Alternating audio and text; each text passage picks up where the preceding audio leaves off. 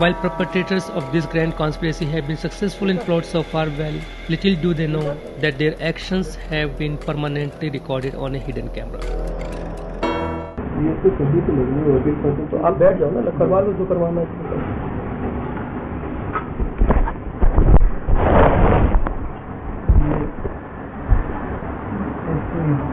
मैं आपको खोल दो ना उसको,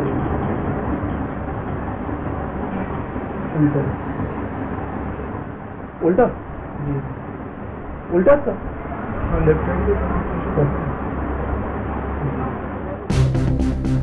Govind Purohit may be way down in the hierarchy of this political conspiracy, but he, Amit Shah's front man in the grand scheme of things. Take a look at this chain of command from Amit Shah to Govind Purohit. Amit Shah's defense lawyer is Ram Jethmalani. Bhupendra Yadav is one among Jethmalani's battery of lawyers and an MP from BJP. Manoj Dwivedi is appointed by Bhupendra Yadav to get a wakalatnama signed from Narmada Prajapati. Govind Purohit is a lawyer from Manoj Dwivedi's office who is appointed to collect Narmada Prajapati's signature on the wakalatnama. Govind is fully aware of the gravity of situation that he an integral part of. He knows the importance of wakalatnama that he managed to get signed by Narmada Prajapati. He is also aware of the disturbing connection of Amit Shah that has emerged in the CBI investigation of the fake encounter case. He fully understands that Narmada Prajapati's wakalatnama is a potent catalyst in weakening the case against Amit Shah.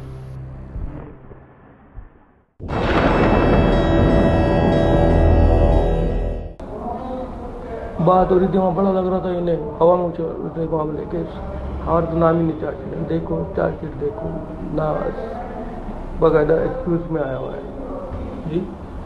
जब case शुरू हुआ मतलब वहाँ पे investigation चल रही थी पिछले साल 1.5 साल से, तो पॉलिटिकल सर्कल में बात करो ना किसी से, बीजेपी या इधर उधर कहीं भी, तो सब प्रो थे कि नहीं आएगा नहीं आएगा, तो केस में इसका अमित का नाम नहीं आएगा। एंड आई वॉज कॉन्फिडेंट, मुझे पता था। Finally that proved. तो सुप्रीम कोर्ट जब मॉनिटरिंग करता है तो क्या वो पीरियडिकल अपनी वो सारी अपडेट्स को लेता है? क्या सीबीआई जाकर के अपडेट देती है? सीबीआई को डायरेक्शन देते हैं कि आप जो है क्या कर रहे हो, पर्टिकुलर इस डेट को जब भी नेक्स्ट डेट रहेगी उस पर आप आगे बताइए, अपडेट दो। और सुप्रीम कोर्ट की मॉनिटरिंग का मतलब है कि सुप्रीम कोर्ट आपकी एक एक चीज़ इन्वेस्टिगेशन के ऊपर निगाह रखे हुए है। अगर कहीं भी पाएगा कि यहाँ पे डाइसी सा है या कंफ्यूजिंग है तो वहीं डांट पिलाएगा। तो वो उसी वही तो डर है, बाकी सीबीआई या किसी भी इन्वेस्टिगेशन एजेंसी को डर ही इस बात का है कि इनकेस इनको यहाँ पे कुछ भी वेरिएशन मिला तो ये अपनी नौकरी ले लेंगे, केस पड़ जाएगा उल्टा सीधा, बेकार बात है। However, Govind Purohit is but a minor pawn in the scheme of things. The strings of his actions lie in the hands of a mightier puppeteer.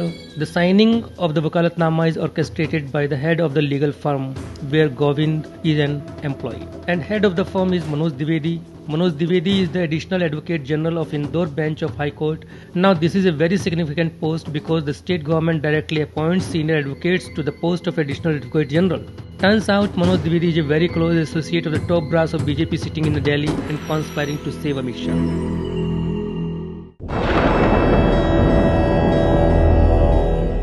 तो ये मेरा एक थोड़ा सा एप्रीहेंशन था। मैंने कहा आप अपने लेवल पे या तो टैकल कर लें, उधर भूपेंद्र जी बिजी रहते हैं।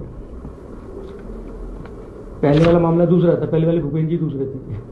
अभी सांसद महोदय होने के बाद क्या हो गया कि अब तो सज्जन पहचानते नहीं है, तो मैं मेरे से नहीं बर्दाश्त होता। हम थोड़े सेंसिटिव हैं, उस दिन में आपने थोड़ा महसूस किया होगा, तो मैं किसी को बात ही नहीं करता। एक टास्क था, जो भी था वो हुआ, अब चीज़ें आगे बढ़नी चाहिए। And she should not contact me, हमारे कोई लेना देना नहीं है इस चीज़ के अंदर।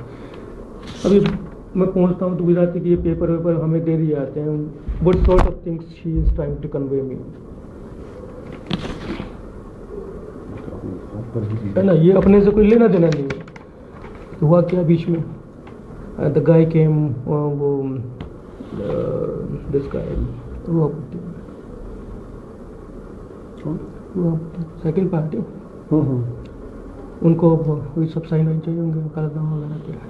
तो वो नाउ शी इज सेइंग कि मैंने एक दिन तो उसे टाल दिया।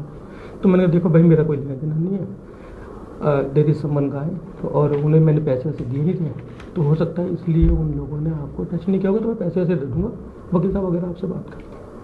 तो now you please give directives and try to just, because if you are get in touch then things are,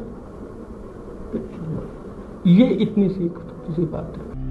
All speculation about Manoj Dwivedi's involvement in the project to save Amit Shah will be put to rest in the following video. Listen in to his confession that he has been in touch with Bhupendra Yadav and Prakash Javadekar. ठीक है ना, करा गया है ना। इसके अलावा अगर ये है कि आप या तो बात कर लो भूपेंद्र जी से, आप जो भी है, मतलब मैं just want to remain in other thing. ये चीज़ें थोड़ा सा परेशान है कि ड्राइवर को पकड़ो, ये पकड़ो, वो पकड़ो।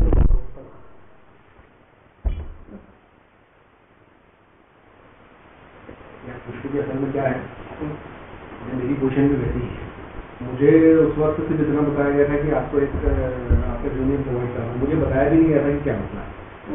मुझे मैसेज आया कि भूपेंद्र जी मेरे मित्र का प्रोफेशनल है, तो मैसेज आया कि बोले आप दो करते हैं, मैं दिल्ली आ गया क्या बात, बोले यार मुझे आपके कोई कलीग को दे दीजिए, क्या काम है क्या नहीं, क्या सर डिटेल आप बताएं, कुछ उनसे इतना बताया ये भाई साहब आपको मिले, और इनको इतना ऑपरेट करना।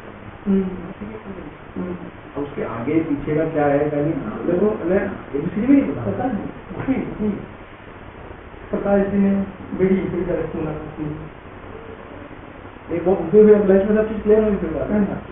मेरी बाद में प्रकाश जी से मेरी बात भी हुई, मैंने उनसे कहा भी कम से कम आप अगर इन्वॉल्व है तो करते हैं, आपको सब कुछ क्लियर होना चाहिए। ठीक है, प्रकाश जी कह रहे थे वो वीडियो बनाते आगे उनको पोजिशन लीडरशिप ये वो आदमी के अलग अलग कैलकुलेशन है, हमारी ये कैलकुलेशन नहीं है, वेरी सिंपल सी चीज है। एक ऐसी होंगे, एक जैसा I tried to get in touch couple of times with और कुछ सिंथेटिक टेस्ट भी करते हैं, सज्जन आपको सेकंड टाइप का थर्ड टाइप हो जाएगा, आपके साथ फर्स्ट इंट्रैक्शन जब मैंने आपको देखा। Manoj Dwivedi is the same Advocate General who instructed Govind Purohit to collect Narmada Prajapati's signature on a Wakalatnama. The Advocate General confirms to the reporter that he has been in touch with Prakash Javadekar and Bhupendra Yadav, thus connecting the dots in this labyrinthine plot. In the meantime, preparation is in full swing to weaken and finally obliterate the Tulsiram Prajapati fake encounter case. All forces antagonistic to the case were on the rise and pressure started mounting on the Prajapati's family. The family was sometimes threatened with dire consequences and at other times lured with a handsome compensation.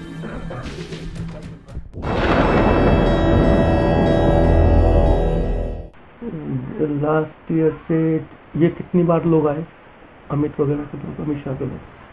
ये आए थे 2 बार, एक बार तो उसी बोलने आए थे, दोबारा फिर मतलब उसका के राजीनामा ले लो, अमित शाह के बारे में। हाँ, अमित शाह के ये जो तुम्हारे रिश्तेदार वगैरह आ रहे थे, आप बोल रहे थे ना कि पैसे ऐसे के लिए आते थे, वो राजीनामा के लिए? हाँ, वो बहुत पहले आए थे, बाकी 2 बार आए थे। कौन, गुजरात से थे कि यहीं पे थे? अहमदाबाद। अहमदाबाद से? क्या बोल रहे थे? ये बता रहे थे कि बोले तुलसीराम के जहाँ मतलब तुलसीराम बंद था उस जगह हम भी थे, पूरी जानकारी है हमको, और आप राजीनामा ले लो। मैंने कि राजीनामा कर लो, नहीं तो बोले हम तो खुशी से दे रहे हैं।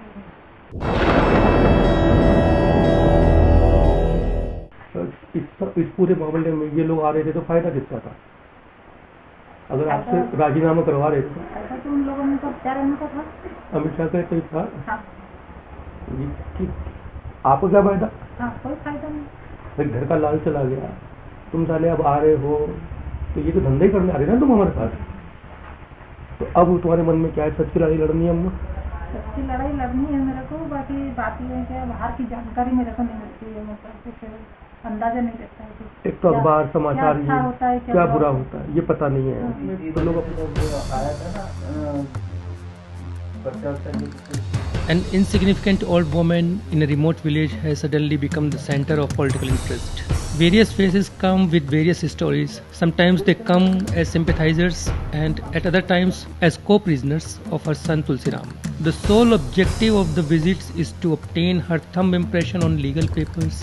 Narmada Prajapati fails to see any personal benefit in these random visits or signatures because she has seen no result. Even in her limited understanding of complex policies, she understands how Amit Shah is the one to benefit from these gimmicks. Clearly, Amit Shah has only figuratively confined himself to the Gujarat Bhavan, remote controlling his rescue operation in Delhi, Gujarat, Madhya Pradesh, down to the small town of Ujjain. Now pay close attention to her elder son Pawan Prajapati's narration of the tactics adopted by Amit Shah's men to manipulate the Prajapati family. लेकिन एक चीज बताओ, क्या नाम है, पिछले last time कौन आया था ऑफर लेकर के? कोई आखिरी बार वही लाला करके था। वही लाला। हाँ, यहाँ नई सड़क था। और एक था ठंगा महाराज करके, वो भी अपराधी ठंगा महाराज करके लोकल है, लड़का ही नहीं का विजन लोग। उसके बाद में एक आया था, तो मतलब उसके माथे पे वो था जैसा लोग नमाज पढ़ते हैं इंसान बन गया था। तो एक पत्रिका लेके आया था, जैसे मम्मी से बात करने का तजुर्बा उसने ऐसे निकाला। मम्मी कुछ नहीं देती ऐसे बोले बच्चे की शादी है, उर्दू में थी वो पत्रिका, वो पत्रिका शायद बुझी होगी। बाकी जहाँ तक मैं समझता हूँ पत्रिका भी फ्रॉड थी, कोई शादी वादी नहीं थी। तो आए, बातचीत करी, मैं तुलसीराम का दोस्त था, हम सांस रहे, फलाना रहे, दिखाना रहे। अब भैया तू 5 वक्त का नमाजी आदमी शराब तो नहीं पी सकता। देखो भाई साहब, मैं गलत आदमी हूँ, अभी मुश्किल मेरे को 10-12 दिन हुए शराब छोड़े। बाकी मेरे साथ उन लोगों ने शराब पी, क्योंकि मैं उनके अंदर तक घुसा। क्यों घुसा? जानकारी नहीं कि सच्चा नमाजी है या नहीं है। हाँ, तो ड्रिंक करी था उन्होंने, एटलस होटल में बैठ के दशहरे के दिन मेरे को बुलाया, आओ गया, मेरी बातचीत करी, मैंने अच्छी तौर तरीके से देखा कि इनके मन में क्या है।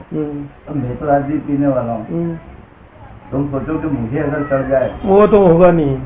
तो सब जैसे कि रणनीति निकालनी। और 1-2 लोग नहीं थे, वो यहाँ से 2 लोग आए थे, बाकी होटल में ठहरे हुए थे कम से कम 10-12 लोग आए थे। तो किसके आदमी थे? बस 3 लोगों के नहीं अमित शाह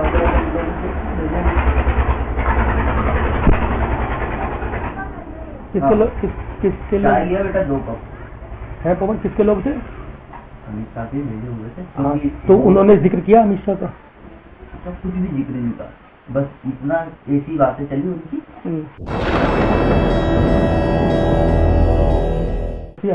बाकी वो लोग किस तरह के थे कि जैसे अगर जैसे राजीनामे का बहुत हद तक वो बात गई भी थी दूर, बाकी फिर ये रुबाबुद्दीन ने कैंसिल करवाया। और मैंने एक बार स्पष्ट पूछा तो ऐसा क्यों नहीं करता, तो बोले क्या बुढ़ापे में तेरी मम्मी को जेल भेजना चाहता है, तू इस तरह की धमकी दी थी इसने मुझे। बुढ़ापे में तेरी मम्मी को जेल भेजना चाहता, मैं इंटरेस्ट नहीं लेता हूँ, माता जी जो कर रही। बाकी जब कोई जैसी ऐसी बातें होती है कि नहीं यार अपनी माँ के खिलाफ कुछ ज्यादा करे, हम दोनों माँ बेटे लड़ते हैं या कुछ भी हमारे घर में पारिवारिक विवाद वो अलग है वो। तो आज मुझे कोई बाहर बोलेगा तो मेरी माँ आएगी सही के दिया कैसे बोल रहे। तो वैसे अगर मेरी माँ के साथ अगर कुछ अत्याचार हुआ तो जाता नहीं तो थोड़ा तो बोलूँगा। तो मैंने इसकी बात होती, बोले कि बुढ़ापे में तुम्हारी मम्मी को वो कराओगे क्या, जेल कराओगे? मैंने क्या हो सकता है कोई कानूनी फंदे में उग जाए। हाँ, कागज को भी साला कोई साइन चुन कर रखा हो। हाँ, तो वो लोग भी इस तरीके से कि कुछ ज्यादा पैसा लेके कम पैसा इधर लेके राजीनामा करवा ले इस तरह। तो राजीनामा करके ये पैसे का देके फायदा किसका था? राजनीतिक रूप से फायदा? हाँ, राजनीतिक रूप से तो अमित शाह का ही फायदा था, और जो IPS लोग बन रहे हैं उनका फायदा था। ये सब लोग मिलके और पार्टी को दे जाता है, ये सीधा दिखता है ना। और फिर समाज के लोग आए, तो जब उन्हें लगा कि पहली बार दरवाजा बंद हो गया तो समाज को पकड़ा। हाँ, फिर आसद पार्षद जैसे लोगों को पकड़ा। कुछ दूसरे लोग। Pawan Prajapati is a younger brother of Tulsiram Prajapati. He informs the reporter that Amit Shah's people approached him in a creative variety and tried various means of luring him into submission. It is little wonder why such creative means are employed for getting the Rajinama of the Prajapati family. It all goes back to Tulsiram Prajapati being the prime witness to Sohrabuddin fake encounter case. The Gujarat police is working round the clock to eliminate all traces of the key witness in the Tulsiram fake encounter case so Amit Shah can be cleared of all charges. Even the politically non-savvy Prajapati family can see through these machinations. First they approached by small-time criminals, followed by persuasive attempts by social workers, and then finally forced through threats with the promise of a handsome compensation in return for the compromise, or by planting a lawyer appointed by the rival team to represent the Prajapati family in court. The motive is clear. The BJP team working on saving Amit Shah is planting its own man in the courtroom. Pawan Prajapati further reveals the open nexus between Amit Shah and the various gang lords. वो तो जिससे बोले, जिसको जो काम करना पड़ता है, किसी भी गैंग से अगर कुछ बोल दे, किसी भी गैंग से, हाँ, तो वो काम करना पड़ता है उसको। बड़े बड़े लोग हैं, तो मैंने कि मेरी बात है, अरे नहीं, ऐसी बात नहीं हो सकती उनसे। अच्छा, ये बोल रहा है कि अमित शाह तो उसके सारे गैंग से रिश्ते हैं।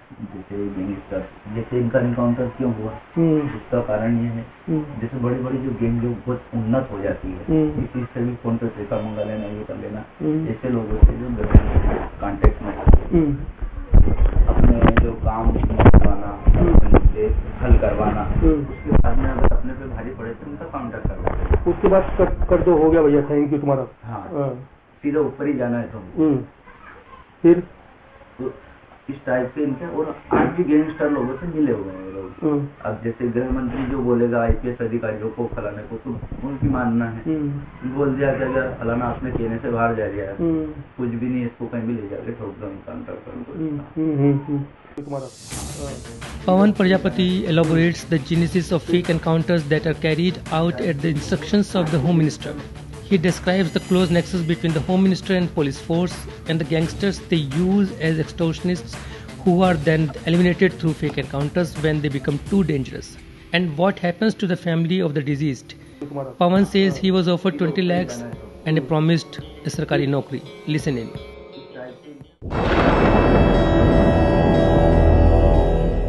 नहीं, उस मीटिंग में फिर हुआ क्या? उन्होंने कैसे, ये जिक्र तुम्हारे दिमाग में आया कि साला ये लोग मतलब अमित शाह का फायदा कर रहे हैं? उस समय अमित शाह का नाम ओपन नहीं हुआ था। अच्छा, तो पहले से ही डील करके खत्म करने जा रहा है। पहले से खत्म कर, राजनीति की इनकी पहले से डील खत्म कर, नाम ओपन ही नहीं हो, इससे पहले ही अपन जो है इस मांग को ठंडा कर दे। तो ऑफर दे रहे थे, कितने की? 20 लाख रुपए बोल रहे थे, 20 लाख रुपए दे देते हैं, और मुझे बोल रहे थे कहीं नौकरी लगा देंगे, तुम्हारी सरकारी नौकरी लगा देंगे फलाना। तो अमित शाह का नाम लेके थोड़ा डराने की कोशिश कर रहे थे कि ये लोग तो बहुत पावरफुल है, ऐसा कर देंगे। नाम नहीं लिया उसने, किसी व्यक्ति विशेष का नाम नहीं लिया उसने, बाकी सिर्फ इतना पता है पावरफुल लोग हैं। और उसके बाद में जैसे CBI जांच बैठ गई, हम लोगों ने कहा नहीं, तो जैसे CBI जांच बैठी, एक भी नहीं, सब भाग गए, फिर कोई नहीं आया, सब्जी बढ़ गई, ठंडे हो गए। Pawan reveals how Amit Shah's men showed great interest in the Prajapati family by offering lakhs of rupees and promise of a job in a public office. The objective was to do whatever it takes to nip the case in the bud through police investigation and not let the matter reach the CBI. Prajapati family was offered various carrots but finally dropped like a hot potato after the Supreme Court ordered the CBI to take up the case. Pawan says, 20 lakh बोल रहे थे, 20 लाख रुपए दे देते हैं, और मुझे बोल रहे थे कहीं नौकरी वोकरी लगा देंगे तुम्हारी। जैसे ही CBI जांच बैठी, एक भी नहीं देखा, सब भाग गए, ठंडे हो गए। But the course, there is one person who benefits the most. ना ठीक है, मैं ये पूछा था कि इस पूरे खेल में ये लोग आते हैं जाते हैं, ये सब होता है, इसमें सबसे बड़ा फायदा किसका है? गर्दन सबसे ज्यादा किस ताकतवर आदमी की फंसी हुई है? और उन्हीं को फायदा है, उन्हीं की तरफ से आ रहा है। ठीक है, और इस लड़ाई को इतना आगे बढ़ा करके पैसे की डील कौन बड़ी कर रहा है? तो इसका मतलब दो बड़े लोग आपस में बैठ के कब चाय पी लेंगे कोई जानता नहीं है। ये तो ईश्वर को पता है, ये सब भगवान को पता है। मगर कुल मिलाकर के ये जितनी भी लड़ाई है, मुझे तो नाटक सा कई बार दिखता है कि ये एक नाटक है जो कुछ ताकतवर लोग खेल रहे हैं और एक सिंपल सा जो गरीब इंसान है उसे पिक्चर का पता ही नहीं है चल क्या रही है।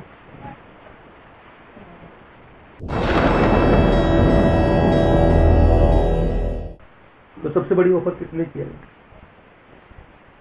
20 लाख।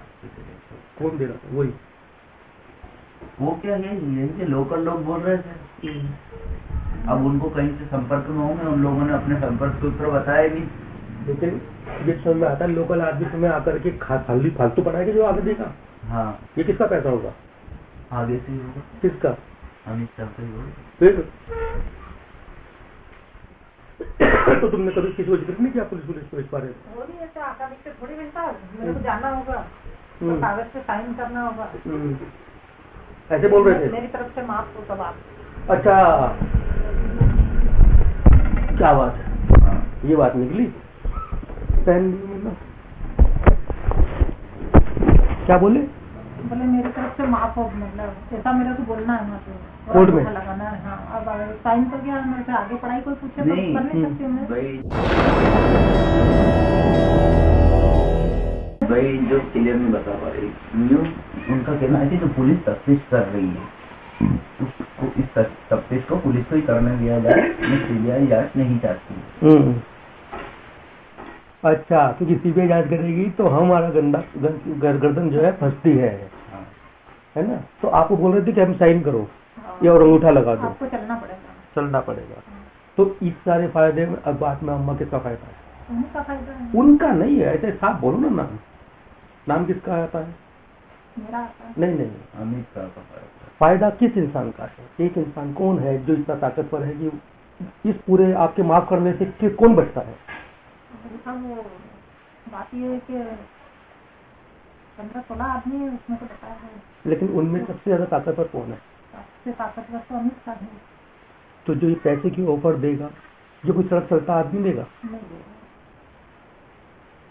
और ये भी मतलब वहाँ जाने के बाद में मतलब मेरे से साइन करवाया जाए, बुलवाया जाए, उसके बाद में पैसे दे दिए जाए और मेरे को गोली मार दे। The Prajapati family has not received any compensation for their loss. If anything, Narmada Prajapati is circumspect about the intention of generosity extended to her. In her words, नहीं देगा।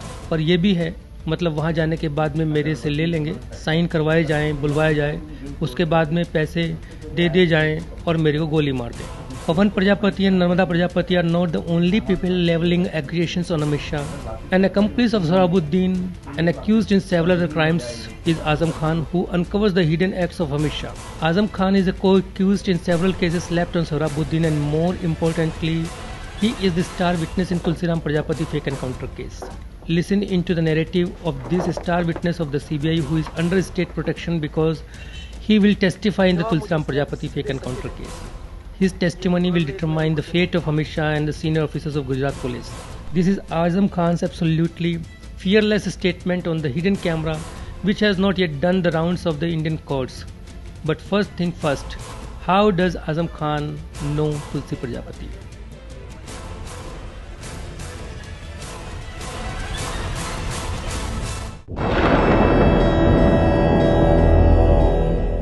तुम्हारी जो सोहराबुद्दीन से, सिल्वेस्टर से और तुलसी से मुलाकात हुई थी, वो कब हुई, कैसे हुई? सिल्वेस्टर तो उदयपुर के रहने वाला है। सोहराबुद्दीन से मेरी मुलाकात सन 2001 में समझी हुई थी। सोहराबुद्दीन से कहाँ? उदयपुर जेल में? इंदौर में। वो भी सुप्रीम कोर्ट से, वो भी वो साबरमती कोई केस है, हथियार हाईकोर्ट से शायद छूट गया था, हाईकोर्ट से छूट गया था, बरी हुआ या कैसे हुआ, हाईकोर्ट से छूट गया। वो इंदौर में इसका छोटा भाई, सौरभ भाई का छोटा भाई नायब, वो मेरा दोस्त था। वो भी वांटेड के अंदर में उदयपुर से वांटेड था, उस चक्कर में वांटेड में दोस्ती उससे हो गई थी। उसके माध्यम से सौरभ भाई से दोस्ती। सौरभ भाई के साथ में तुलसीराम उदयपुर आया था। तो यहाँ पे मेरे उससे पेशा जेल में? नहीं उदयपुर हमारी सिटी के था। और सिल्वेस्टर तो यही लोकल उदयपुर के था, मेरा दोस्त था शुरू से, छोटा था तब से साथ ही रहता मेरा। वो भी क्राइम की। It is worth noting at this point that the criminal crime rate of Sohrabuddin, Azam Khan and Sylvester was notorious for extortion cases in Gujarat and Rajasthan. The extortion racket was making massive money by threatening various businessmen for insane ransom. In a bid to make quick big money, they were targeting big businessmen. According to Azam Khan, it is not just the uniformed officers, but even ministers like Amit Shah were involved in extortion racket. चुड़ासम्मा के और बंजारा के संपर्क में कैसे आए? सौरभ भाई में आप लोग दोनों सब? मैं इनके संपर्क में नहीं था। मैं तो सौरभ भाई के थ्रू जानता था। हाँ। तो क्या किया बंजारा के लिए और चुड़ासम्मा के लिए? जो उधर जो बड़े बड़े जो लोग थे, रसूल पार्टी नहीं, रसूल पार्टी तो कुछ क्रिमिनल था कि सबसे इनके टच के लोग ही बंजारा इन लोग के, तो भाग गए, इंडिया से भाग गए लोग। तो इंडिया में बचे कौन? इंडिया में खाली सौरभ भाई बचे बड़े में, बाकी सब बड़े बड़े या तो मर गए या फिर कोई अंदर जमा है। मुफ्ती सुफियानी तो बाहर ही है, वो इसको इन्होंने भगवा दिया ना। किसने भगवाया? ये तो यहाँ इनका गुजरात पुलिस ने भगवाया उसको। A little background is warranted here. Azam Khan and Tulsiram Prajapati spent 8 months of their prison time together in Udaipur jail in Rajasthan. They were accused in the murder case of gangster Hamid Lala in 2004. In course of time, their friendship became so thick that several details of Prajapati case became clear through Azam Khan's revelations. चुड़ासम्मा का और इसका क्या role था इसमें बंजारा में? बंजारा का चुड़ासम्मा के बारे में कंफर्मेशन मेरे को नहीं है, झूठ नहीं बोलने का, इसलिए मैं बोल रहा हूँ जो हकीकत बात। आपको तुलसी ने क्या बताया जेल के अंदर? तुलसी प्रजापति ने चुड़ासम्मा, बंजारा, सोहराबुद्दीन वगैरह के बारे में? तुलसी ने बताया मेरे को कि इन लोग ने मेरे को गुजरात वालों ने मुझे पकड़ लिया, गुजरात वालों ने मुझे पकड़ लिया और मेरे से यार यूँ मैं तो बहुत मिस्टेक हो गई, मैं बहुत रोया तुझे कि यार मैं तो गलती हुई यार बहुत। तो उन्होंने बोला कि मैंने कहा कि क्या हुआ क्या यार, ये हकीकत कही है, कहानी बता सही। उधर तुलसी इधर तो सौरभ का काउंटर हुआ, उसके तीसरे दिन ही तुलसी की, दूसरे दिन ही पेपर में तुलसी का अरेस्टिंग शो हो गई। तो फिर तुलसी पर जेल में आया, तो उन्होंने मेरे को एक राजू करके, मेरे साथ एक लड़का और था, राजू बंटी, और अंदर भी है जेल में दो कोई है।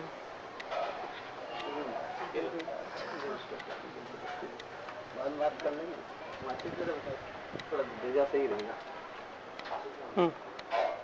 तो उसने मेरे को बोला कि जो मैंने कहा तो सच्चाई की है इसके अंदर, या मतलब कारण क्या हुआ, सौरभ भाई कैसे जमा हो गया, तुम उधर पकड़ा गया, सौरभ भी वहाँ पकड़ा गया। तो मैंने कहा उसी पर नहीं आ ऊपर, तो बहुत भारी मिस्टेक हुई यार, तो चूतिया बना लिया यार, मैं फोन नहीं कि गुजरात बना।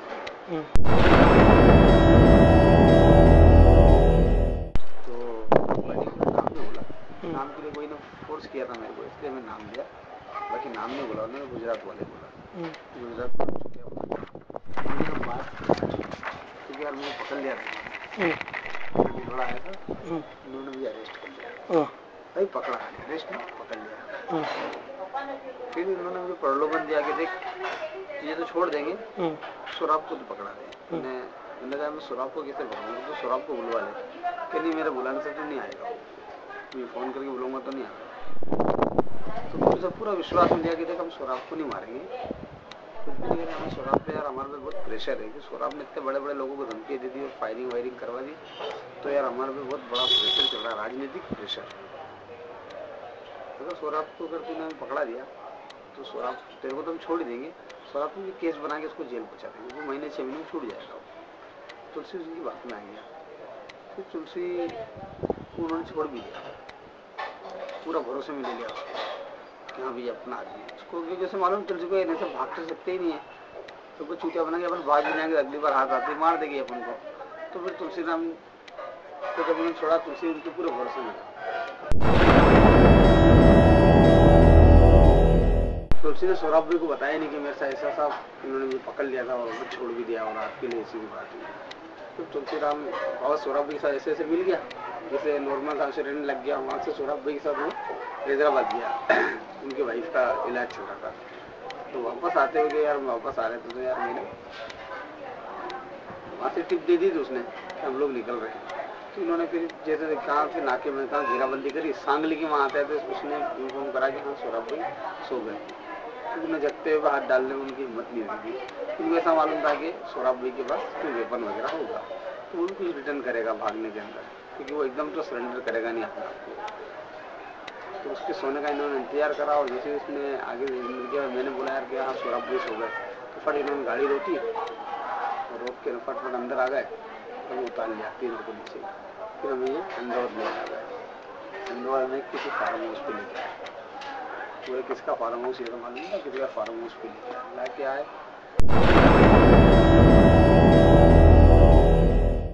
बोले उसके बाद मेरे को तो मालूम ही नहीं, मैं तो दूसरे दिन या तीसरे दिन जब दूसरे 27 तारीख को मेरे को न्यूज़पेपर बताया गया था तेरा सौरभ का तो काउंटर हो गया। भंवर सिंह खाड़ा ने बताया।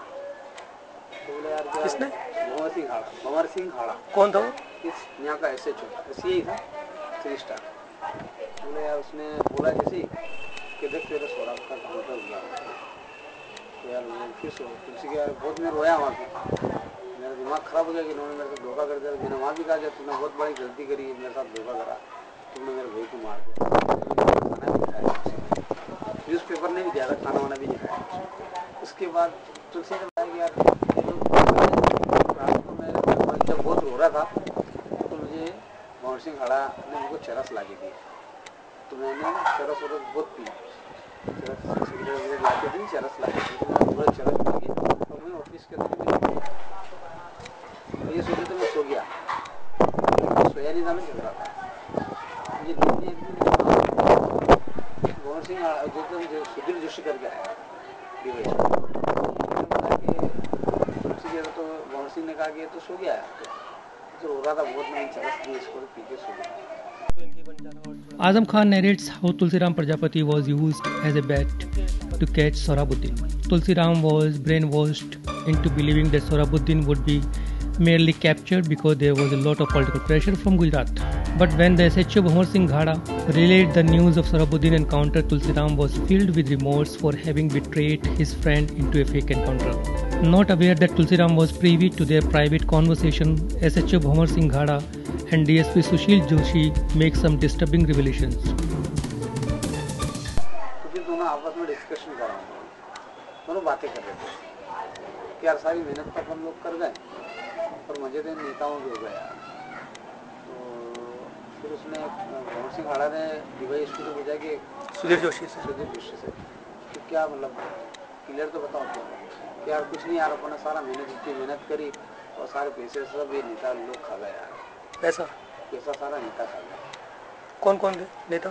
नेता के अंदर कटारिया का नाम लिया उन्होंने, नेता लोग खा गए और कटारिया का तो नाम लिया, होम मिनिस्टर का, गुलाबचंद कटारिया। तो फिर उसने ही बोला कि मेहनत करे तो मुर्गा अंडा खाए फकीर, या तो ये तो अपना साथ ऐसा हो गया है। तो मेहनत तो अपन ने करी ना, सारे मजे इन लोग के हो गए।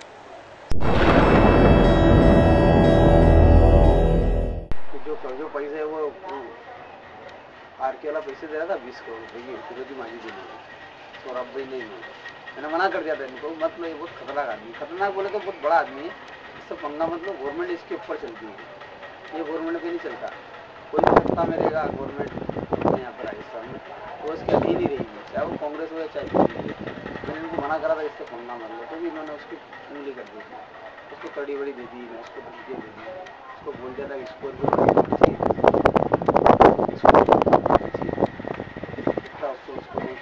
तो वो तो आदमी फिर वो थोड़ी पैसा देगा। इनने फिर क्या कि इन्होंने क्या करा, तो सौरभ भाई को पकड़ा नहीं, सौरभ भाई ने तुलसी की स्टेटमेंट लिखा है कि हम लोग उससे मारने के अंदर हमें पूरी प्लानिंग थी, आरके वाले को लिए न, तो आरके वाले को इन्होंने वो स्टेटमेंट दिखाया और उनको ठोका, फिर आरके वाले से इन्होंने पैसे उठा लिए, सब बड़े बड़े लोगों ने उधर से मांझा। Azam Khan is a star witness of the CBI in Tulsiram Prajapati fake encounter case and provides all the missing links in the fake encounter of Sohrabuddin Sheikh and Tulsiram Prajapati. You just heard him describe the intricate details of how the Sohrabuddin fake encounter case was orchestrated and how Tulsiram Prajapati was used as a bet to trap Sohrabuddin. Azam Khan's fearless narration now implicates former Rajasthan Home Minister Gulab Chand Kataria in the Sohrabuddin fake encounter case. After eliminating Sohrabuddin and Kausar B, Tulsiram Prajapati was naturally the next victim of a fake encounter. Banjara ने गुजरात से बंजारा ने घुस जाता था, गुजरात में बंजारा ही खेला था। और इसने कटारिया के लिए तो इनने बोला, सुधीर जोशी ने बोला कि कम से कम 20 करोड़ के लिए। अभी किधर है सुधीर जोशी? डीवाईएसपी या में है डीवाईएसपी, डिप्टी डीवाईएसपी को बोलते हैं। हाँ डीवाईएसपी। फिर उसके बाद तुलसी और हम साथ जेल में रहे, कम से कम 6 साल, 1 साल तक पूरे जेल में रहे। 1 साल के बाद तो तुलसीराम हमेशा कहता रहा बहुत बड़ा धोखा करा अपन साथ, अन्ना को ठोक दूंगा, इस अन्ना को ठोक दूंगा। अन्ना कौन? अन्ना बोले दिनेश अनिल के लिए। दिनेश अनिल डीवाईएसपी एसपी दिनेश अनिल, इसके अन्ना को भी ठोक दूंगा और बंजारा को भी ठोक दूंगा। उसके हमेशा ये कमेंटमेंट मतलब मार्केट में एकदम बिल्कुल पॉपुलर हो गए थे। इतना ज़्यादा बोलता था, तुलसी डरता किसी से था, बहुत तेज था वो लड़का। मैं जाने उनकी बातों में कैसा आ गया था वो अल्लाह जाने। बाकी वो लड़का था वो लीडर, तो इतना खुले ही बोलता था कि जिस दिन मैं भाग गया जेल से तो ठोक दूंगा। ये बात एक इन्फॉर्मर जेल में, एक इन्फॉर्मर था अहमद जावेद नाम, अहमद नगर, वो इन्फॉर्मर ही था वहाँ का, अहमदाबाद का इन्फॉर्मर था। यहाँ पे भी पुलिस ने इसको, यहाँ की पुलिस को बोल दिया होगा तो यहाँ की जेल की सारी इन्फॉर्मेशन को पास करता था। तुलसीराम उसके सामने कई बार बोला कि दिनेश अनिल को मार दूंगा। वो बात उन्हें फॉरवर्ड कर दी। वो बात जो फॉरवर्ड हुई ना, उस बात से क्या ये लोग सब टेंशन में गए, तो इन्होंने क्या करा कि हम दोनों को मारने की तुलसी को Azam Khan's statement makes it disturbingly clear how extortionists sit in high-powered political seats and have senior police officials dance to their tunes. Sohrabuddin's growing notoriety was becoming a menace to the businessmen and ministers alike. Renowned RK marble traders moved political power and police force to put an end to Sohrabuddin's life. अच्छा, CBI कहती है कि सोहराबुद्दीन को popular house firing case के अंदर फंसाया गया था, तो तुलसी ने तुम्हें कभी इस फायरिंग केस के बारे में बताया? नहीं, फायरिंग हुई थी, सचमुच में हुई थी, झूठा नहीं बताया। फायरिंग करी किसने की? पॉपुलर बिल्डर में, हाँ, उसके ऑफिस में सोहराबुद्दीन ने की थी। सोहराबुद्दीन उदयपुर में था। हाँ, मैं उदयपुर में था, तो मेरे को सोहराब भाई ने घर को बुलाया। मैं फ़ोन किया उनको, उनके नंबर पे मैंने फ़ोन किया क्योंकि मैं स्टडी से फ़ोन करता हूँ उनको। तो मैंने फ़ोन किया, मैंने कहा कि भाई कहाँ हो? तो बोले घर पे हूँ। तो मैंने कहा क्या कर रहा है? बोले तुम यहीं आ जाओ। मैं उनके घर पे गया, तो वो जो घर में वो रहते थे ना, वो घर मेरी बुआ का मकान था। अच्छा, यहीं उदयपुर में? उदयपुर मेरी बुआ का एक बंगला है, वो खाली पड़ा हुआ। तो मैंने सौरभ भाई को रेंट पे दिला दिया था। मैंने कहा बात कही, तो बोला कि यार पॉपुलर वाले पे यार अपना जो पैसे बाकी थे उसकी 35 करोड़ रुपये वसूल। 35 करोड़ रुपये विरोधी नहीं है वो वसूली का काम था। कोई मांगता था उसके अंदर, मणिलाल शाह करके। मणिलाल शाह है गुजरात का एक बड़ा फाइनेंस है, उसने फाइनेंस किया था 35 करोड़ रुपये। तो 35 करोड़ रुपये की यार ये साला अपन को 1 करोड़ रुपये दे दिया था पहले। रमण दशरथ पटेल लोग भाई 1 करोड़ रुपये तो दे चुके थे लोग, बाकी पैसे दे ही देते। तो सौरभ भाई ने फायरिंग करी इनके ऑफिस के अंदर। अच्छा,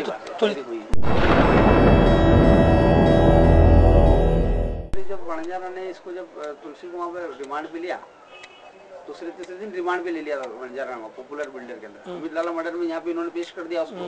पेश करके जैसे भी नहीं हुआ और जेल के गेट से गुजरात पुलिस लेके चली गई, ATS वाले।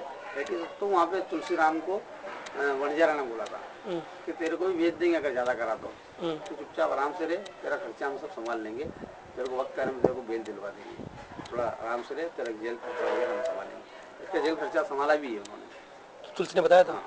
खर्चा मेरे सामने दिया ना, मेरे सामने खर्चे की किसने दिया? इनको वहाँ के, यहाँ पे हम कोर्ट में पैसे भी जाते थे। अच्छा, पुलिस वाले देते थे? हाँ, नहीं पुलिस वाले नहीं, ATS वाले। उनका ड्रेस कोड नहीं था। अच्छा, प्रेस कोर्ट सिविल में रहते थे? सिविल में। तो कौसरबी की मर्डर के बारे में क्या बताया उसने? कौसरबी की मर्डर में तो मेरे को भी तो मेरे सामने भी तो उसने अपने चुरा चुका है। उसने क्या नाम है वनजारा ने बोला कि तेरे को भेज दूं क्या कौसरबी और सौरभ के बाद जहाँ पे उनको भेजा मैंने तेरे को भेज दूं क्या? ये बात वनजारा ने बोली? वनजारा ने, क्योंकि मेरे को भी इनने रिमांड पे लिया था नहीं तो बहुत मारा था इनने मेरे को। अच्छा। बहुत इलेक्ट्रिक छोड़ दिए तो और यस कराया था। बोले कि बोल तेरे पाकिस्तान में क्या रिलेशन है, तो सिम्मी का आदमी है। मैंने कहा सर देखो मैंने आज तक कभी भी देश के खिलाफ कोई काम नहीं करा। मैं टेररिस्ट नहीं हूँ, मैं क्रिमिनल हूँ, लेकिन मैं अपने एरिया तक ही सीमित हूँ। मैंने कभी तुम्हारे गुजरात में आके कोई क्राइम नहीं किया। तो बोले तू वहाँ पे मोड़ा साहब ने जहाँ पकड़ा है वहाँ पे तू तो सिम्मी के कॉन्टेक्ट में था। मैंने कहा नहीं सर मैंने आज तक कभी सिम्मी और इन लोग से कभी रिलेशन ही नहीं रखे और ना मैं आगे कभी फ्यूचर में रखूँगा। तो मैंने कहा सर मैंने देश के खिलाफ कोई काम नहीं करा। मैंने क्राइम करा लेकिन क्राइम भी मैंने अपने लेवल तक ही करा, मतलब अपने देश द्रोही का कोई केस नहीं करा। और ये सिल्वे मेरे को तुलसी ने बताया, क्योंकि तुलसी ने बताया इसलिए फैक्ट है कि तुलसी कटारे को जानता नहीं जानता था। तुलसी ने कटारे का नाम सुन के मुझे कटारे का नाम फॉरवर्ड करा, जबकि तुलसी को ये मालूम था कटारे है कौन। तो तुलसी को कहाँ से पता लगा? अच्छा वो दोनों की बातचीत पुलिस वालों की? हाँ, जोशी जोशी और हाड़ा। इसको तो ये नाम भी मालूम था इनका। वो आदमी कैसे उसका नाम बिना बात के लेगा। तुलसी को ये मालूम नहीं कि यहाँ का होम मिनिस्टर है कटारिया। बोले कटारिया का नाम ले देते हो, कटारिया को मजे होंगे, कटारिया को पैसे खा ले सारे। The entire story of Sohrabuddin and Kausarbi fake encounter case would have been relegated to oblivion if Ruwabuddin had not raised his finger of objection. After Sohrabuddin's fake encounter, his elder brother Ruwabuddin wrote a letter to the Chief Justice of Supreme Court, based on which Supreme Court directed a police investigation into the matter. On the basis of a preliminary inquiry, Gujarat CID entered a charge sheet and named 13 police officers related to the case. In the meantime, Ruwabuddin filed a writ petition in the Supreme Court. Supreme Court then ordered a CBI inquiry into the case as well as ordered an investigation for the missing Kausarbi. Now listen to Ruwabuddin's account of how he was approached for a compromise several times, including an offer of a whopping 35 crore rupees.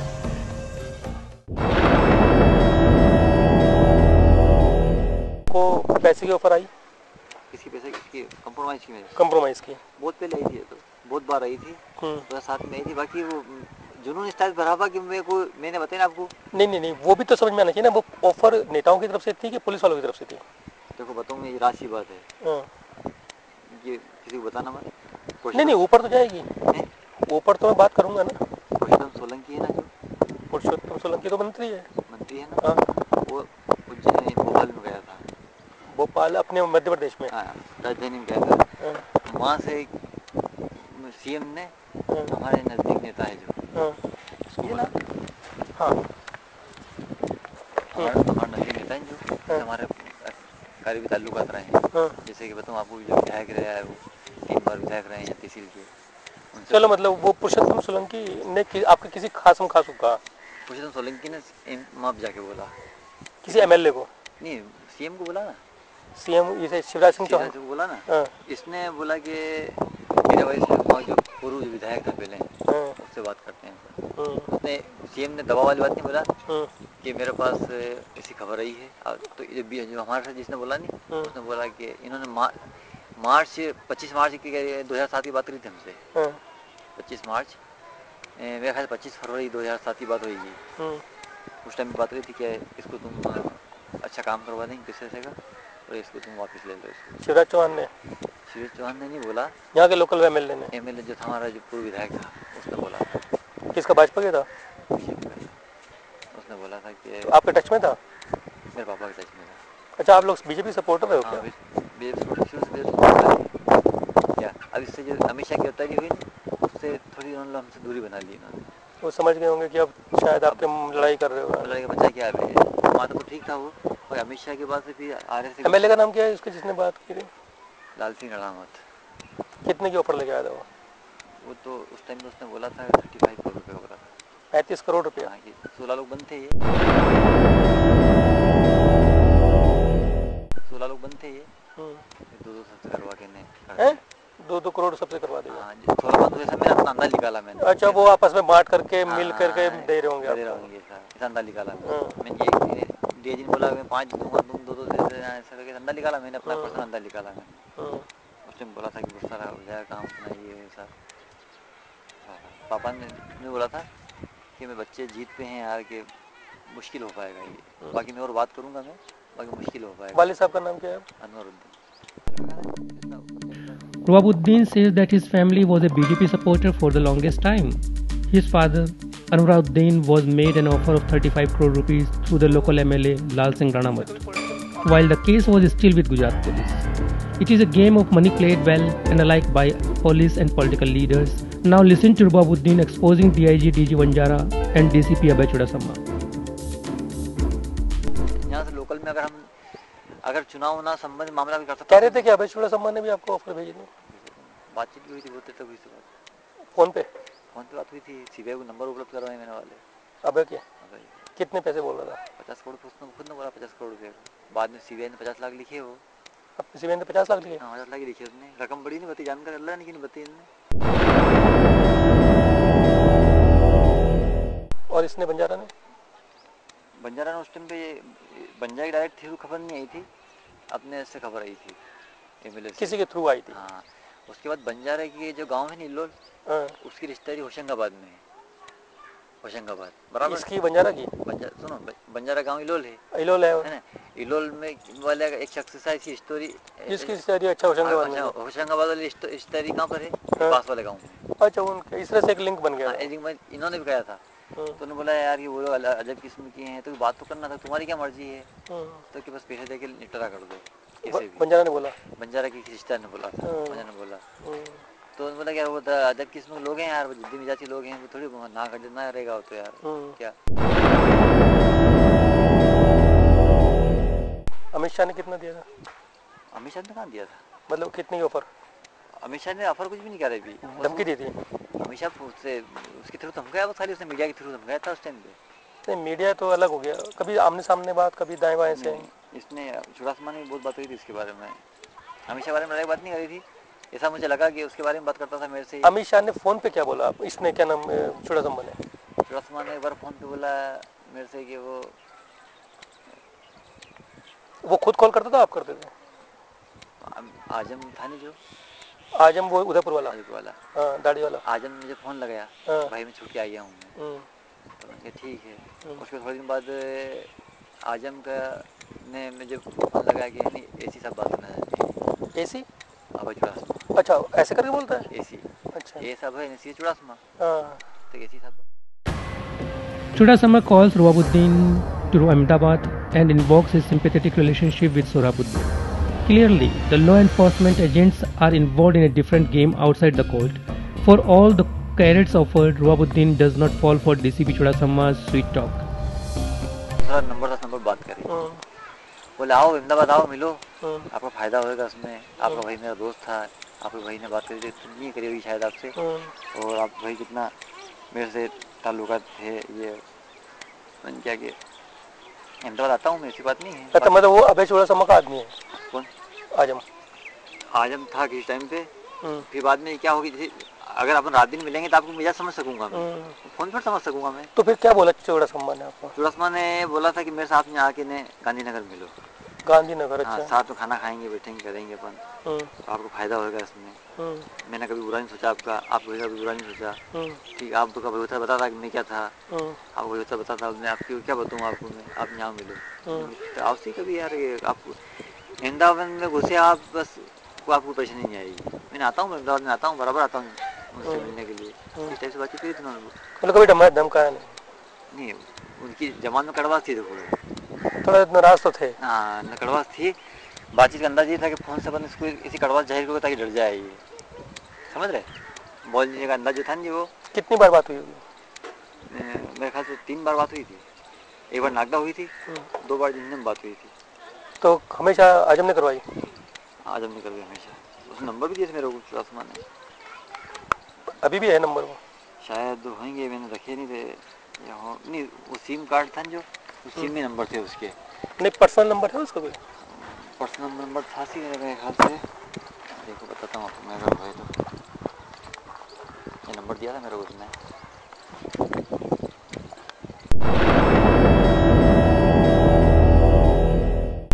वो number भी चालू होगा शायद, पता नहीं। मेरी chain लगातार number से। आपकी आखिरी बात कब हुई फिर इससे?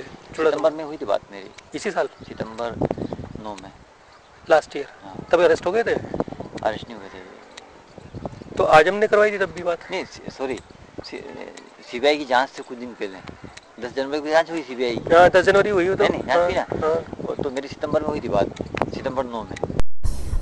Clearly, after the Supreme Court hearing, the sword of CBI investigation was hanging over the heads of these senior police officers.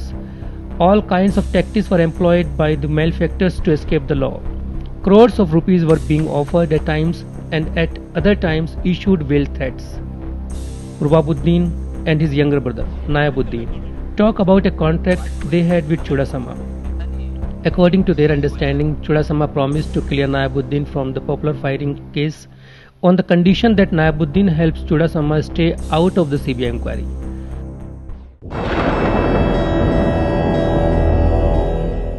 Chudasama का बिहेव कैसा है तुम्हारे साथ? ठीक? मैं तो डायरेक्ट तो हूँ नहीं कोई, फिर भी ठीक है, वाया में है। और इतना कुछ मैं इतना भरोसा तो करता नहीं हूँ। देखो, लेकिन खिलाफ जाना है उसके या नहीं जाना है? मैं खिलाफ जाऊँगा बिल्कुल। लेकिन आप तो कह रहे थे कि आपको पॉपुलर केस से तो वही निकालेगा। तो अभी थोड़ी जाऊँगा। वक्त देख करके, मतलब वक्त देख के ना, अगर पलटी मारनी जरूरत पड़ी तो मारूंगा, नहीं जरूरत पड़ी तो नहीं मारूंगा। मैंने ये नहीं कि उसके थ्रू में पैसा कमा लूं, पैसा मेरी जरूरत है, लेकिन ऐसा नहीं कि उसके थ्रू पैसा ही कमाऊंगा मैं। केस से निकल जाऊंगा, मतलब मेरे को केस से निकलना है, शादी करनी है, समझ रहे नहीं? उसके बाद मेरे को फ्यूचर प्लान में, जैसे मैं अभी मेरी जो ताकत थी LLB करने की, तो इतना तो करूं कम से कम, वकालत तो करूं। Nayabuddin was also involved in the popular building house firing case, which is under the supervision of the Gujarat police. Tired of a life full of hide and seek, he wants to embark on a fresh start. However, with a criminal case hanging over his head, the dream of a fresh start is far from coming true. Chudasama strikes a deal with Nayabuddin. Chudasama will facilitate all charges against him provided Nayabuddin helps keep Chudasama out of CBI inquiry. नहीं, CBI ने तुम्हें बोला था वहाँ पर कि चुड़ासमा के खिलाफ जाना है, क्या किया? जो अखबार में आया कि तुम हॉस्टाइल हो गए सीबीआई का, जो था विटनेस हॉस्टाइल हो गया। मामला ये है सीबीआई का कि सीबीआई ने जो मैंने बातें मुझसे मुकरा नहीं, मैंने नहीं लिखी थी। अच्छा, वो अपनी तरफ से उनका जो उन्होंने उनके हिसाब से बनाई थी, क्योंकि उससे तो तेरी चुड़ासमा से दुश्मनी हो जाएगी यार। वो तेरे को कैसे केस से निकालेगा? केस से निकाल नहीं पाएगा ना वो तेरे को। वो पॉपुलर केस में तो मदद चाहिए ना उसकी। पॉपुलर केस में है कुछ भी नहीं, लेकिन वारंट तो है नहीं। वारंट तो है ना। वो तो जिस दिन भी बोर्ड पे आएगा केस, तो बोर्ड पे तो आए नहीं। परेशान तो कर ही रहा है ना वो। 6 सालों को बोर्ड पे नहीं आया अभी तक, तो बोर्ड पे तो आएगी। उसमें अगर तेरे को मदद चाहिए तो वो चुड़ासमा कर सकते हैं। और चुड़ासमा से मदद अगर चाहिए तो तुम्हें उसके साथ खड़े रहना पड़ेगा, या कम से कम उसको दिखाना पड़ेगा कि हम तेरे साथ हैं। और अगर तुम खुल्लम खुल्ला सीबीआई के साथ चले गए फिर तो क्या होगा? ये सही। क्या बोलता आपका दिमाग? मेरा दिमाग जो बोला वो करा मैंने, समझ रहे नहीं? मैंने किसी सलाह नहीं, मैंने मेरे को ये अच्छा लग रहा है ये करूँगा मैं। अरे तुम्हारे ऊपर केस ही नहीं खत्म होगा तो तुम जरा क्या काम करोगे आगे? हाँ, केस ही खत्म नहीं कर, वाइट ही नहीं कर पाए अभी तक। तो फिर क्या होगा ना? अब ये एग्रीमेंट कब हुआ था इससे, चुड़ासमा से? चुड़ासमा से क्या, ये जो अपना काफी टाइम हो गया उसका। तो उसने मदद के लिए बोल दिया था? हाँ, बात हो गई थी मदद। लेकिन उसने बोला था कि आप मेरे खिलाफ मत जाना। उसने भी तो कुछ मदद मांगी होगी ना? उसने यही बोला मेरे से, अपने तक ही रखना बात, कि ये लड़ाई जो है ना, ये पे तुम्हारी मेरी नहीं रही है। उसने बड़ी कसम भी खाई। कसम खाने में उसका आत्मविश्वास भी था, ऐसा नहीं कि हवा में खाता है नहीं कसम। एक जैसे आप बात कर रहे हैं, बात में वजन है। मैं अभी आपके उठ के जाने के बाद अगर बात में वजन नहीं हुआ तो फिर हमें बात करेंगे यार, बात में दम नहीं था। बिल्कुल बिल्कुल बिल्कुल। तो बात में वजन दिखता है। बिल्कुल। ऐसा नहीं है कि कुछ भी बोलेगा ना कुछ भी मान लेगा। हाँ। बात में वजन था उसका। तो कसम खाई उसने, फिर क्या बोला कि मैं मदद करूंगा, कि मैं तुम्हारा कभी भी नुकसान नहीं करूंगा। क्या तुम्हारा मैंने कभी नुकसान करा क्या? क्या? और जो गलती से नुकसान हो गया उसके लिए मैं माफी मांगता हूँ। नुकसान क्या हुआ, सोहराबुद्दीन के पास से कट्टा मिला था तो मैंने केस बनाया यार। क्या बोला फिर बाद में? एग्रीमेंट की बात करता है क्या? बस ये है कि मेरे से फायदा ही होगा, तुम्हारी सुरक्षा का ध्यान रखूंगा मैं। कि मतलब वो ये चाह रहा था कि आप सीबीआई में मेरे खिलाफ बयान मत दो। हाँ। चलो ठीक है ना। तो मैंने कहा कि जो अपनी बात हुई है वो तो मैं दूंगा, जबान पूरी करूंगा। मतलब नहीं, मतलब तुम्हारे मेरे जो बात हुई, तुमने 50 लाख का ऑफर दिया था, आजम यहाँ आया था, तो आजम वहाँ लिखाएगा, मैं यहाँ नहीं लिखा हूँ, ये झूठ नहीं बोलूंगा। तुमने 50 लाख का ऑफर दिया था मेरे को, मैंने ना बोल दिया था, अपने बात हुई थी, इस नंबर पे हुई थी, वो सब मैं बताऊंगा, वो नहीं छुपूंगा। उसके अलावा तुम्हारे खिलाफ कोई बयान नहीं दूंगा मैं, आगे से नहीं दूंगा। अगर सीबीआई जैसे कोई झूठा लेके, अब वो सीबीआई ने लिख लिया तो झूठा, अच्छा, तो मैं झूठा पड़ा नहीं उसके सामने। बहुत पुरानी बात है, आज की बात नहीं, 6 महीने से काफी टाइम हो गया। वो है ना, दिल्ली में ना लोग कंफ्यूज थे, दिल्ली में कहने लगे यार वो हॉस्टाइल हो रहा है, सीबीआई को सपोर्ट नहीं कर रहा है, तो पता नहीं वो उनका नहीं हो गया, इनका तो नहीं हो गया। मैंने कहा देखिए, जाए बगैर हमें सच पता नहीं चलेगा, जब हम जाते हैं तो जबान पता लगा। अरे उसने वो जो एग्रीमेंट जो मैंने दिया था बयान, वो उसको अमित शाह किसने यूज नहीं करना था, उसको तेरी जमानत के लिए बयान यूज करना था, तो वो उसके एग्रीमेंट से फिर गया। वो कौन सा बयान था वो? कि ना मेरे को चुड़ात्मा ने धमकाया, ना कोई लालच दिया, ना सुप्रीम कोर्ट से अर्जी वापस लेने का बोला उसने। अच्छा, ये आपने अपने तरफ से बोल दिया उसको बचाने के लिए, लेकिन उसने अपनी जबान नहीं पूरी की, उसने बयान नहीं पूरी, उसने अमित शाह के उसमें नहीं लगाना था उसको उसने अमित शाह में लगा दिया। किसने लगाया, वकील ने या सीबीआई किसने? मेरे साथ तो गलत करान थे ना, तुम्हारी जमानत के लिए कोशिश कर रहा था, मैं अमित शाह के लिए थोड़ी कर रहा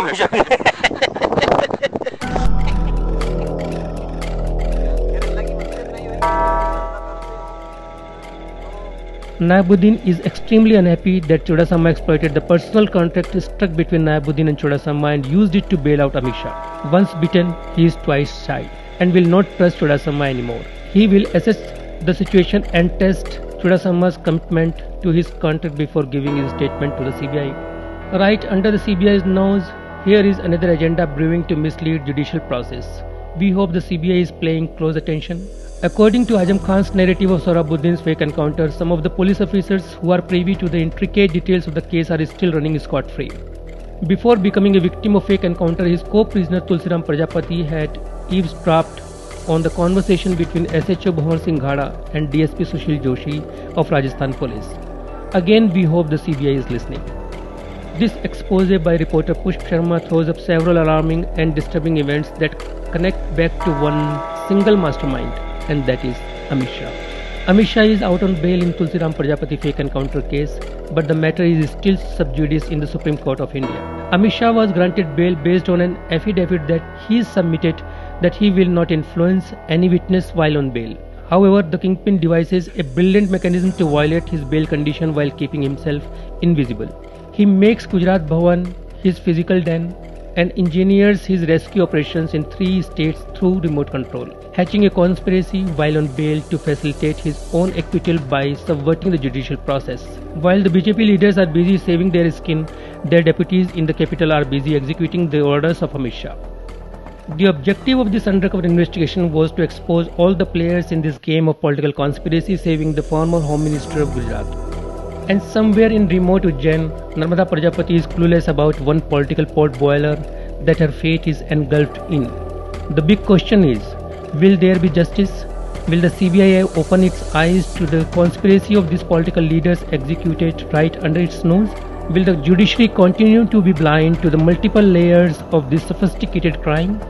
Here is the evidence, and we, the people, are watching.